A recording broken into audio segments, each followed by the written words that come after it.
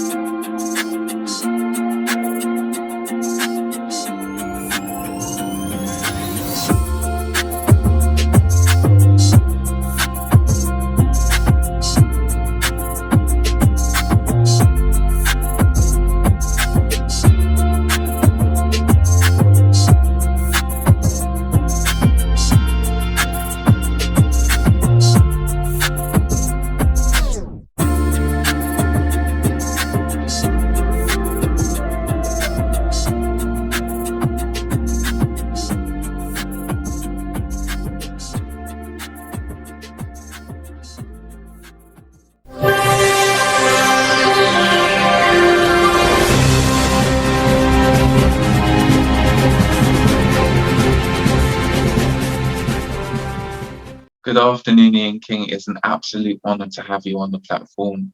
You're one of the most well-known business journalists on television. You're considered to be a powerhouse in business journalism by also the head of Sky News, but you've also written for many of the most well-known newspapers we read, such as the Financial Times, the Guardian, the Sun, the Sunday Times, the Mail on Sunday. So thank you so much for just coming onto the platform and just taking the time out to speak to me. The first question I'd like to ask you is, you were raised in Bristol and Devon and later achieved a degree from the University of Manchester before working in the banking sector. What influenced your transition from banking to journalism? I always wanted to be a journalist, simple as that. But I couldn't get into it. When I graduated, so I got a job in banking for a few years to save up my money and put myself through a postgraduate course in journalism. Thank you so much. And what were some of the struggles you originally had when you tried to get into journalism? Well, it was a very sort of closed industry in those days. You had to have worked on a regional title or on a trade title or something like that. It was impossible to. It wasn't like the situation now where you have graduate entry level. Which is how most people will sort of go onto Fleet Street. You had to kind of work your way up, and I guess I was a sort of young man in a hurry, really. So it didn't quite pan out in the way I'd expected. But I was determined, and sort of, as I say, I saved up my pennies and put myself through a post-grad course in the end, and that was how I ended up getting onto Fleet Street. Thank you so much for that. And you are one of the most well-known business journalists on television. People can find you on Monday to Friday at 10 a.m. on Sky News. So you're very well-known. Even while I work, you're on the screen every 10 a.m. to 11. So what advice would you give to aspiring journalists and newsreaders that aspire to follow in your footsteps or be on television doing a similar form of journalism? Well, you've got to be interested in the subject matter. Don't forget, I'm a business specialist. That's what I've spent my entire career in journalism doing, which is 29 years now. I've never done anything other than financial journalism. It's because it's what interests me most. So you've got to really have an affinity for the subject matter and really be into it and be interested in it. You've got to work really hard. You've got to be determined. Don't take no for an answer. And Richie Benaud, the former Australian cricket commentator, sort of famously said, it's 90% luck and 10% skill, but don't try it without the skill. Thank you so much for that. And was there any point when you were doing journalism that you thought you would never break into it? And if so, how did you overcome that fear to become the success you are today? Well, as I say, I mean, when I graduated, things didn't really go the way I'd kind of hoped that they would do. I'd taken a year out at university to edit the Student Union newspaper, and I'd been led to believe that would probably be a passport onto Fleet Street. So it didn't really turn out the way I expected. And it was just a case of sort of plugging away and, saving up my money, applying to applying to the course at City University, which is where I did my postgrad. And even then, there were sort of challenges. The woman that took the course doubted my sincerity. So she said, well, you have to give up your job in banking right now and go and work on a local newspaper for a few months, which I did. And that was all unpaid. And that's kind of the kind of sacrifice I guess I had to make. Thank you. That's very inspirational, even some of the challenges you had. And following on from that, staff and organisations such as the Royal Mail and more recently, which is getting a lot of coverage, the NHS, are striking for improved paying conditions. If more organisations are giving pay awards to their staff, do you think this could potentially drive inflation in years to come? Well, I think you have to take each case on its own individual circumstances. I mean, if you take, for example, the dispute at Royal Mail is losing £1 million a day, and it's also in a period of transition. The letters business is dying. Royal Mail's future is very much as a parcels business, and accordingly, it wants to change working practices. If you're not delivering as many letters, you don't need post staff to get up so early in the morning. It's ideal that you have them working later in the day when they're delivering parcels. You don't have to be delivering first thing. And so you're asking postal workers to sort of change the way they work. And at the same time, a lot of those people work for Royal Mail because they like that working pattern. They like getting up early in the day and finishing their work earlier in the day. And they've built, in many cases, lives around it. For example, being able to drop the kids off at school, pick them up from school, and so forth. So there's a dispute there. It's not just overpay; it's about working conditions and modernisation. And the union, that's why they're at loggerheads with Royal Mail. I don't think necessarily Royal Mail giving its employees the kind of pay increases that they're seeking would be inflationary, but it's for the fact that the business just can't afford to do it. If you take the NHS, I suspect the issue there is really that the government is in a real bind in terms of the amount of money that it's got. The government borrowed £22 billion alone in November this year, which is the highest November borrowing figure on record. According to the Office for Budget Responsibility, it's going to borrow something like £177 billion this year. And so when you give NHS staff the kind of pay increases that they're looking for, I mean, that makes the government's job harder in terms of balancing the books. And so, again, I don't think it's necessarily an inflationary issue, though obviously if you're giving nurses a 19% pay rise, which is what they're currently seeking for, then clearly that is way ahead of the rate of inflation right now. I think it's more a case of affordability than necessarily worrying about the consequences for inflation, although the Bank of England is clearly very, very worried about so-called second round effects, because obviously most of the inflation that we've lived with for the last 12 months has been generated domestically, externally. So it's a case of, things like the war in Ukraine primarily, and the after effects of COVID and the prolonged Chinese lockdowns, which are only now being lifted. What the Bank of England worries about is that you're now having domestically generated inflation through things like rise. So it's probably more a cause for concern for the Bank of England than it is for the government per se. Thank you so much for that. And I was also reading that in the new year, teachers will also be striking. There'll be the primary and secondary school teachers also striking for improved paying conditions. So it's just really interesting how this is all playing out. So could I ask, in the event that lots of organizations start paying their staff more, do you think it could affect maybe the quality of services? Will cuts have to be made elsewhere? Or do you think it is possible in this current economic climate? Well, I mean, the main reason that you pay someone more or that you're able to pay someone more is because productivity is improved. And that was the big thing that Boris Johnson got wrong. Boris Johnson went round urging employers to increase salaries for their employees, but without necessarily seeing a step up in productivity. Ultimately, improved productivity is what enables employers to pay more, particularly in the private sector, because improved productivity, all other things being equal, ought to lead to higher corporate earnings. And it's through those higher earnings that corporates can afford to pay employees more. And don't forget, 76% of the workforce in the UK is in the private sector. With the public sector, the problem that the government has is that productivity has been going backwards in particularly in the NHS. I mean, the NHS has more resources at its disposal now, financial resources. It has more people working for it now than it did going into the pandemic, and yet it is treating fewer people. So clearly, by any definition, productivity has fallen, and ultimately, I think it was Paul Krugman, the Nobel-winning economist, who's a man of the left, I should say, by the way, and he said, in the short run, productivity isn't everything, but in the long run, it is almost everything, and that's the problem that both government and private sector employers have. In the year to March, Royal Mail made an operating profit of £416 million. Last year, £344 million. Why is it you say there's no money to pay a decent cost of living related increase?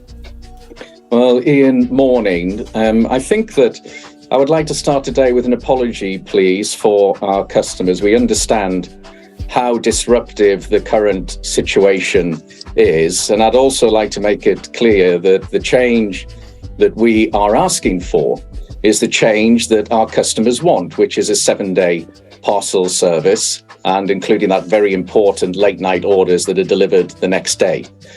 And I don't think we can ignore the facts. The facts are that we are losing £1 million a day. And the other fact is that strike action has cost us £100 million a day so far after 8 days of strike action. And the other thing as well is that we have put an offer on the table, an enhanced offer on the table of a 9% pay deal over 18 months, which is costing the business £400 million, even though we are losing that £1 million a day. We need to change. We need to change for our customers, to give our customers what it is that they need. OK, I mean, I get that, Simon, but the business has been very profitable for the last 2 years. Postal workers were asked to work through the pandemic and they did that uncomplainingly. Why don't they deserve a pay rise linked to the cost of living now? Well, what I would say is that what we are really focused on is giving the customers what they want. And I think that in the context that we have of losing £1 million a day, and we all can see what's happening around us, both the cost of living crisis that, of course, our team are not immune to, and the fact that the market out there is more challenging in the recessionary reality is that our volumes have come down. These things are true. But what we want to do and what we're really focused on is giving our customers what it is that they need. And I think we can all see that the world has changed around us. We're all getting less letters and people want more parcels. But within that context, what we need is the change. And we're happy to pay for the change, and the more change, the more pay. And we feel that the 9% pay deal against our context of losing £1 million a day is incredibly fair. And the other thing I'd also like to add as well, Ian, is that during our recent intensive talks, and a big thank you to ACAS, who have been magnificent in terms of supporting us, we've also made some key concessions based on what it is that our team have asked for, such as voluntary working on a Sunday. And Ian, if we had been talking last Friday and you'd asked me whether I was confident that we would have had an agreement this week, I would have said yes. So what's gone wrong? Well, I think that's a great question, Ian, and it's not one that I can actually answer. Thank you so much for that. And just following on from that, it's been almost 3 years since the UK voted to leave the European Union. In your opinion, do you think Brexit has been a failure or success for the British economy? It's actually 6 years since the leave vote. It's nearly 3 years since we left. It took quite a while. I think personally, the benefits of Brexit, as they were portrayed by the Leave campaign, have yet to materialise. There is very little evidence that the UK economy has benefited from Brexit right now, and a great deal of evidence to suggest that it's been hampered by it. Longer term, maybe that will change. I mean, I suppose you could say one tangible benefit of Brexit was the vaccine rollout in this country, which was far more efficient than the EU-wide vaccine rollout. But these are small crumbs of comfort if you look at the deterioration of the UK's trade balances and the extent to which our trade with the rest of the world has fallen off. And a lot of that is down to the fact that Brexit has made it more difficult to do business with our closest and biggest trading partner, the EU. So it's not been a great success thus far. That's not to say it won't necessarily be a success in future. Thank you so much for that. And also following on from this, and another platform that is starting to boom is stuff to do with fintech, so apps such as Monzo. T.S. Anil, the chief executive of Monzo, mentioned in an interview with the Financial Times that the platform should be profitable by 2023. Where is the best country to launch a fintech company and why? Well, I think probably the United Kingdom is right up there. And I wouldn't just say fintech. I think you would say tech generally. I mean, there was some research published this week for the Digital Economy Council, which only came out yesterday, actually, that the UK's tech sector in total, both listed and unlisted, is now worth $1 trillion. And the UK is only the third country after the United States and China to have passed that milestone. So there are very, very good reasons for launching tech companies in the UK. And as I say, it's not just fintechs, but fintech is obviously one area that is sort of quite prominent. But if you look at the tech sector more broadly here in the UK, you now have more unicorns, which are startup companies that have achieved a valuation of $1 billion. We have more of those than France and Germany put together. And the really exciting thing, I think, is that it's wealth that's being generated right across the country. There are 8 cities now in the UK which have been home to more than 2 unicorns, and they include places that you would expect like Oxford and Cambridge, but also Manchester and Edinburgh and Bristol. This isn't just a sort of London story. So I think it's one of the things that we can be quite excited about in this country. Thank you so much. And if you had to advise young people about fintech companies to maybe like invest in or buy shares, and which fintech companies do you think could be profitable if you have that kind of? I'm really throwing it out there. Sorry. I'm not really allowed to give investment advice. I'm not a qualified financial advisor. All I would say is do the research, and when you look at any investment, you have to really sort of go through it's what people call a SWOT analysis: strengths, weaknesses, opportunities, threats, and every potential investment you have to look at along those sort of parameters, I think. Thank you so much, Ian. So the Bank of England reported in November 2022 that inflation has risen to 11.1%, but I think it's gone down to about 10.7% now. Yes. What do you think rising inflation rates will have on businesses, and which industries do you think are most under threat? Well, the most obvious impacts that rising interest rates have is that it makes it more expensive to borrow money. And for a lot of companies over the last 15 years, really, we've had close to zero interest rates. In fact, if you take into account inflation, you have to differentiate between nominal interest rates and real interest rates. Normal interest rates are the price that's set by the Bank of England via its main policy rate, bank rate. But then real interest rates is when you take inflation into account, and not in real terms, we still have negative interest rates. But clearly, that's not something that will necessarily comfort people who are borrowing to sort of fund the expansion of their business. Over the last few years, certainly, well, I mean, it's one of the historic problems that the UK has, is that debt is more favourably treated by the tax system than equity. In other words, if you're a company, it's easier to raise money simply by borrowing it from the bank than it is to raise money from shareholders by issuing shares. And the tax treatment has never been equal. And this is a real perennial bugbear. George Osborne, when he was Shadow Chancellor back in 2006, said that he was going to try and address this if he was elected, and he came to power and became Chancellor of the Exchequer, and he never did anything about it, and we still have that unfair system. So higher interest rates, obviously, they're a drag on investment effectively. In many cases, when your debt servicing costs rise, that makes it much harder for you to turn a profit. And we've really seen, it's been one of the great sort of phenomenons ever since the global financial crisis in 08-09. And we've had near zero interest rates ever since. And it's led to what a lot of economists refer to as zombie companies, which are these businesses that they're never going to offload all of their debts. But because interest rates have been so low, they've just been able to service their debts. And now that interest rates are rising, that's something that a lot of people are watching, is whether these kind of zombie companies are going to be able to carry on servicing their debt, or whether they're just ultimately going to be overwhelmed by it. Thank you so much for that. And in particular, do you think there might be one or two industries, maybe, for example, retail or something like that, that might be impacted by inflation in some way? By inflation, well, clearly inflation is a challenge for retailers because it pushes up their input costs, and they either have to absorb that and take a hit on their profit margins, or they have to try and pass those higher costs on to consumers, and consumers won't necessarily be willing to do that. So that's the main challenge for someone like retailers. But I mean, inflation hits everyone. I was talking to a guy who runs a brewing business yesterday, and he was, it's a small business, but his energy bill went from £2,000 a month to £10,000 a month in a matter of weeks earlier this year. And obviously that makes it really, really difficult for him to continue in business, particularly when the cost of everything else has gone up as well. For example, the hops that he buys, the glass and aluminium packaging, the bottles and cans that he uses, the packaging, the cost of shipping his goods to his customers, everything goes up. Inflation feeds into all of that.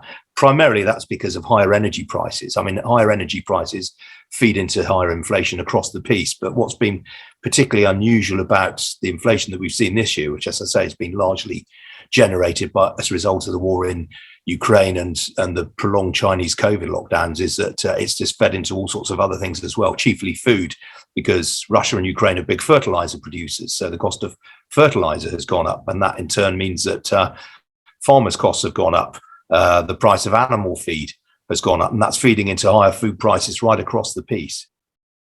Good and bad news today as far as UK productivity is concerned.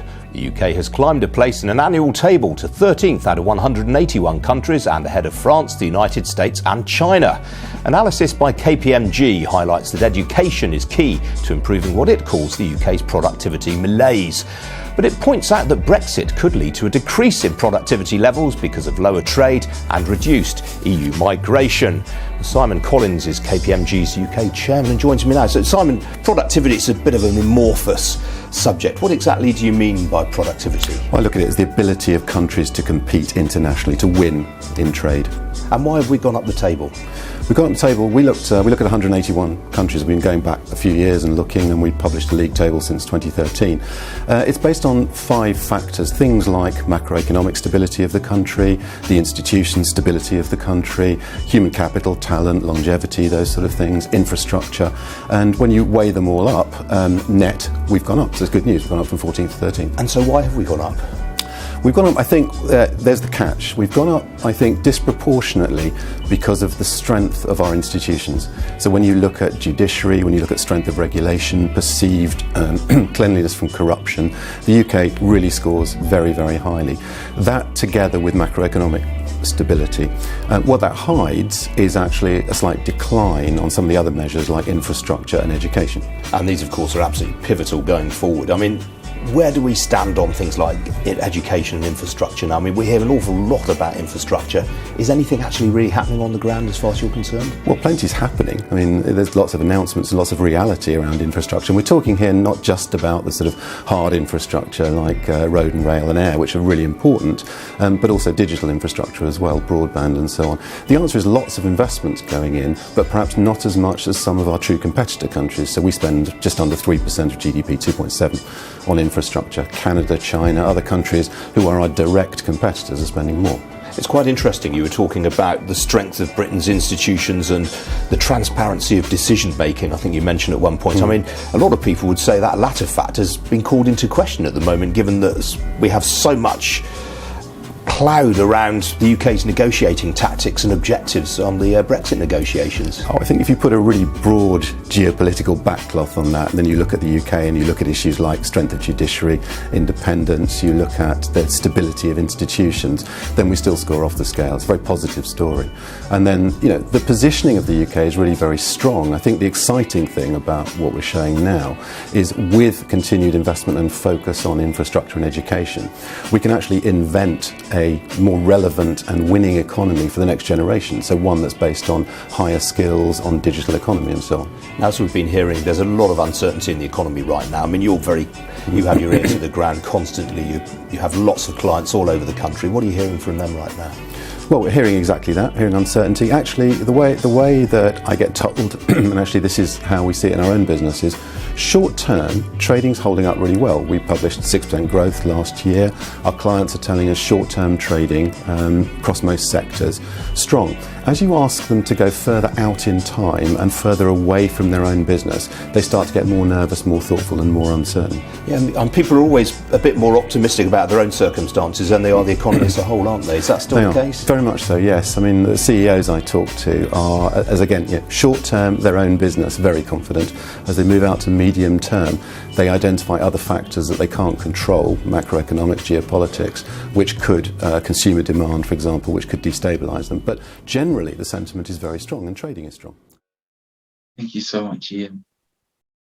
And you are literally an expert when it comes to interviewing CEOs and key figures. What advice would you give to an aspiring entrepreneur that wants to be successful in this economic climate? You've got to have a great idea. You've got to have a business that stacks up and a business model that stacks up, and that's harder than it has been over the last 15 years because, as I say, money has been incredibly cheap. It's been quite straightforward for a lot of people to raise money on the basis, in some cases, on the basis of no more than an idea. Now that interest rates are rising, investors are being a lot more discerning about where they deploy capital. So I think ultimately you have to have a business model that really stacks up under rigorous analysis. But there are lots of people out there doing that. Thank you so much. And what do you enjoy? What hobbies do you have outside of journalism? I like cricket. That's probably the main one. I used to watch a lot of football. I don't watch so much football anymore, but I watch an awful lot of cricket. That's brilliant. My granddad's a fan of the West Indies. Whenever they're playing, he's always watching them. So yeah, I can understand your passion for cricket. And households are also paying huge prices for energy bills during a cost of living crisis. What support should the government and energy companies provide to support those experiencing fuel poverty? Well, energy companies are already doing quite a lot. It doesn't get much publicity, but as I said earlier on, a lot of the support has to be targeted. And I think that's what the government ought to be doing as well, instead of giving out blanket support. The trouble is, I mean, the crisis that we have with household energy companies has been built up by successive politicians. You had this narrative which took shape more than 10 years ago that if you didn't like your energy bill, you didn't like your energy supply, you should change, you should switch. And businesses were built on the back of that. And at the same time, the regulations were relaxed. So basically you could set up a household energy supply company from your garage, more or less. The controls were really that lax. Now, the business model for a lot of these people was that you buy energy on the spot market rather than on the futures market. So if you're an established player like British Gas, whatever, you'll buy your energy on the futures market. Now, potentially, that makes you more expensive at a time when the wholesale price on the spot market is falling. And so for a lot of these challenger brands, when energy prices were falling, they attracted thousands and thousands of customers. The problem that they have is that when energy prices go up on the spot market and you haven't bought in advance and you're unhedged, then potentially you are selling energy at a loss. And that way lies financial catastrophe in fairly short order. Now, the government made that worse by introducing an energy price cap. And that was something that was initially proposed by Ed Miliband when he was leader of the Labour Party. Theresa May's government adopted it. As I said, it was a crazy, crazy policy, because if you impose a price cap, well, guess what? Prices are going to congregate around the price cap. And it really does leave you as a challenger with very few other options other than to carry on competing on price, which is why people, as I say, went for this very risky business model of selling their energy unhedged. It works fine when energy prices are falling on wholesale market. When the price goes up, you get caught out, which is why you've had literally dozens and dozens of these challenger energy companies going bust. It turns out that, whilst the so-called big six, as they used to be called, were sort of criticised for the size of their profits, which were actually pretty lean in most cases. I mean, their profit margins tended to be sort of sub 5%. It was a very, very competitive market, but they were able to do that by hedging themselves in advance. But that was why at times it appeared that they were uncompetitive, but their business model was obviously ultimately more sensible. Thank you so much. And do you also think that maybe, because I know recently there was the issue with the mini budget, how do you think that's kind of affected the challenges that energy companies are experiencing at the moment? I wouldn't say it necessarily challenges energy companies per se. I mean, don't forget the one thing, the one aspect, there were two aspects that survived of the mini budget. Mm-hmm. One was the unwinding of the health and social care levy, which was introduced by Rishi Sunak when he was Chancellor, which added 1.25 percentage points to national insurance contributions paid by employers and employees. And Kwasi Kwarteng unwound that, and that has remained in place. And the other was the blanket support that the government's giving to households and businesses with energy. So those have survived the mini budget. I mean, the mini budget has highlighted all sorts of other issues for the UK economy, really, and I think poses longer term challenges for both Conservative and Labour. Thank you so much, Ian.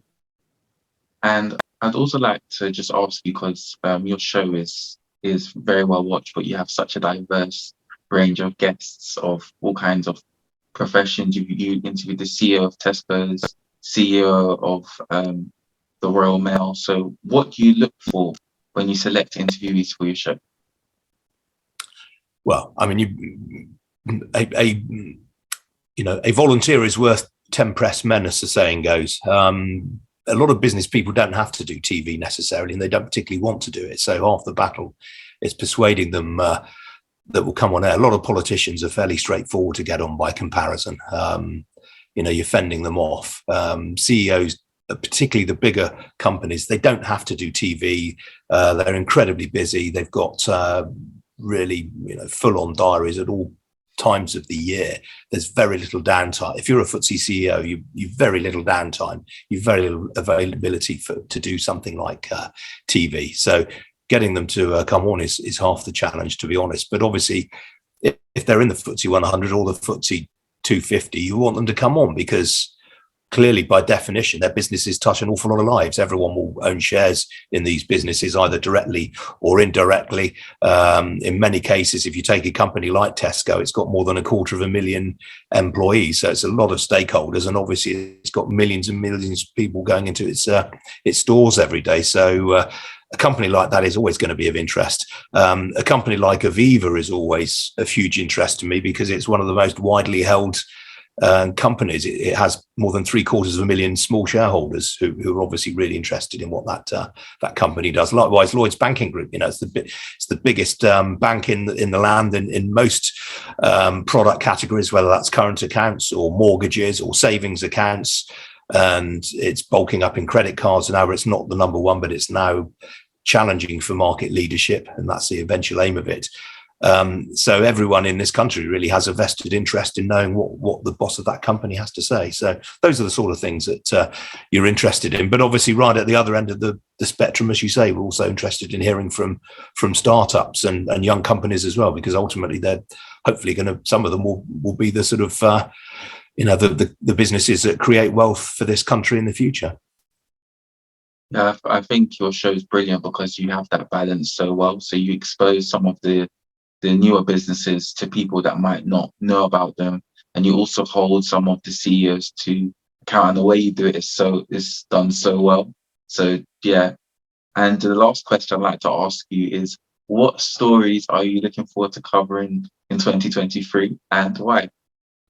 Look forward to covering or would like to cover. I think the greatest story that we could have in 2023 would be an end to the war in Ukraine. Because quite apart from the misery and suffering that it's caused the people of Ukraine and a lot of Russians, a lot of Russian soldiers are being used as cannon fodder by Vladimir Putin. A lot of Russian families who are utterly miserable this Christmas as well, because they'll have lost loved ones who in many cases had no choice but to go and fight.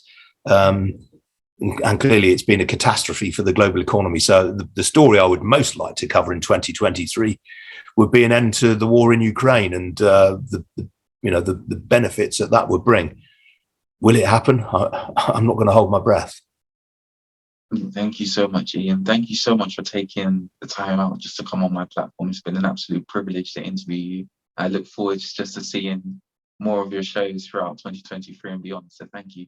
Now, MPs have been calling on you to do this for a while. What's taken you so long? Well, if you cast your mind back, Ian, to March, I think the world was in chaos, and we were hugely grateful for the very decisive action of the government to grant us this relief. It enabled us to invest almost immediately in shielding over 26,000 vulnerable colleagues, hiring over 50,000 new colleagues to look after the surge in demand, and of course creating 1.5 million online delivery slots, which meant that we could look after more than 700,000 vulnerable customers who had to self-isolate. So at the time, we felt the decision was completely justified. We spent every penny and more on this work.